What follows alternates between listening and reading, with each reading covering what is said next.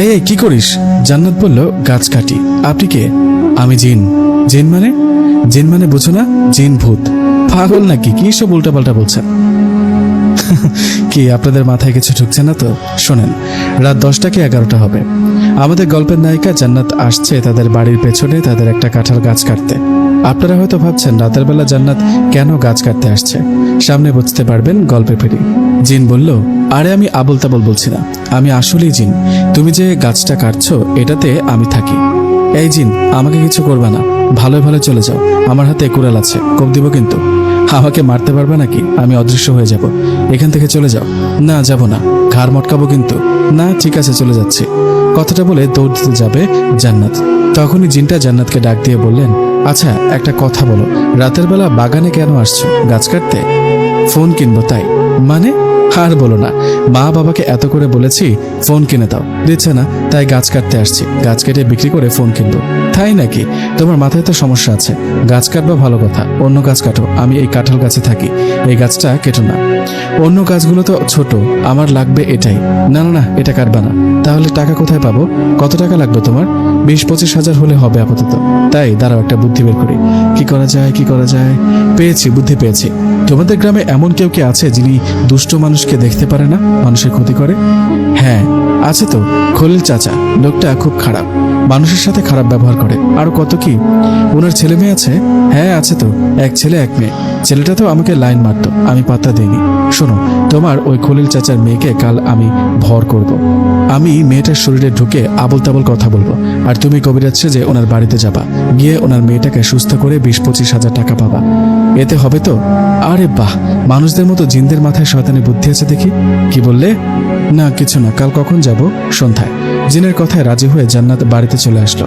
তার কথা মতো পরের দিন সন্ধ্যার দিকে জান্নাত খলিল চাচাদের বাড়িতে আসলো। জান্নাত খলিল চাচার বাড়িতে আসায় খলিল চাচা বললেন, তুমি সন্ধ্যাবেলায় এখানে কি করছো? কিছু না চাচা, এমনি হাঁটতে হাঁটতে বেড়াতে আসলাম। বেড়াতে আসছো নাকি চুরি করার ধান্দা? না চাচা, কি যে বলেন। আচ্ছা চাচা, আপনার মেয়ে অমন করছে কেন? ওকে ওভাবে বেঁধে রেখেছেন কেন? আর বলো না মা, ওকে মনে হয় ভূতে ধরেছে। কি সব আবল তাবল বলছে, চুরি করছে, তাই বেঁধে রেখেছি। এখন আমি কবিরাজ ডাকতে যাচ্ছি। আরে চাচা, কবিরাজ ডাকতে হবে না, আমি আছি না, আমি তো কবিরাজি পারি। আপনি জানেন না বুঝি? তুমি আবার কবে কবিরাজি শিখলা? কবে আবার? স্বপ্নে? স্বপ্নে কি কবিরাজি শেখা যায়? ফাজলামি করো। যায় কিনা একটু পর বুঝতে পারবেন। আপনার মেয়েকে সুস্থ করব, 30 হাজার টাকা লাগবে, রাজি থাকতে বলেন।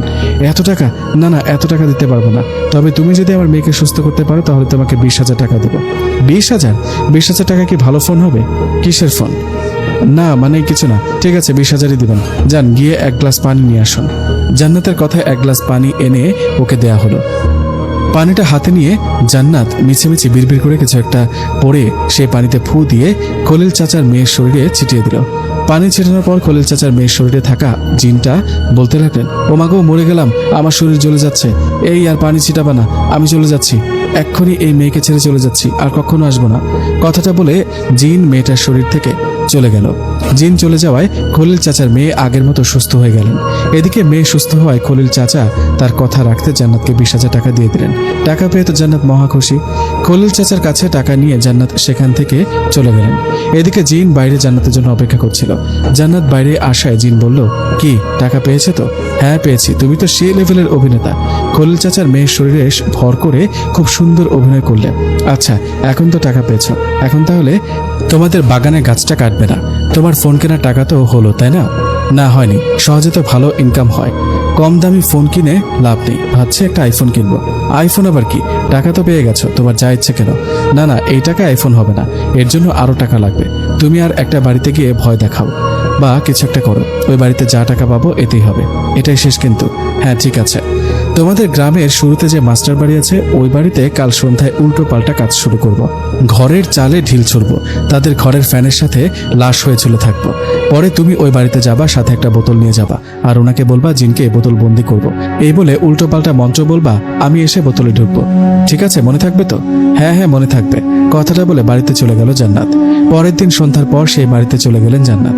সেখানে গিয়ে মাস্টার মশাই ও তার বাড়ির লোককে অনেক ডাকাডাকি করছে, কিন্তু কেউ দরজা খুলছে না। কেউ দরজা না খোলায় জান্নাত ভাবলেন, কি ব্যাপার, বাড়িতে কেউ নেই নাকি? এইভাবে আরো ডাকতে লাগলেন।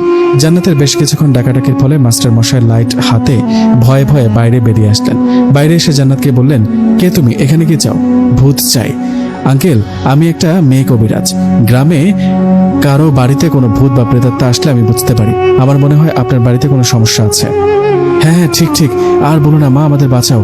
আমরা সবাই একটা লাশ দেখতে পাচ্ছি। লাশটা ফ্যানের সাথে ঝুলে আছে। শুধু কি তাই, আমাদের টিনের চালে কে জানে ঢিল ছুটছে। তাই ভয়ে সবাই এক রুমে বসে আছি। আমি এসে গেছি, আর কোনো ভয় নেই। সমস্যার সমাধান হয়ে যাবে। টাকা লাগবে 50,000। এত টাকা? আমি তো গরিব, এত টাকা কই পাবো? মিথ্যাবাদী, এমনি তো আপনি মাস্টার, এছাড়া প্রাইভেট পড়ান কতজনকে, সবই জানি। 50,000 টাকা দিলে কাজ করবো, নইলে চললাম। যেও না মা, ঠিক আছে আমি রাজি। টাকা পাবে, কাজ করো। ওনার কথায় জান্নাত পুরো বাড়িতে ঘুরে একটা রুমের মধ্যে এসে চোখ বন্ধ করে বিড়বিড় করে উল্টো পাল্টা মন্ত্র পড়তে লাগলেন, আর মাঝে মাঝে হাততালি দিতে লাগলো।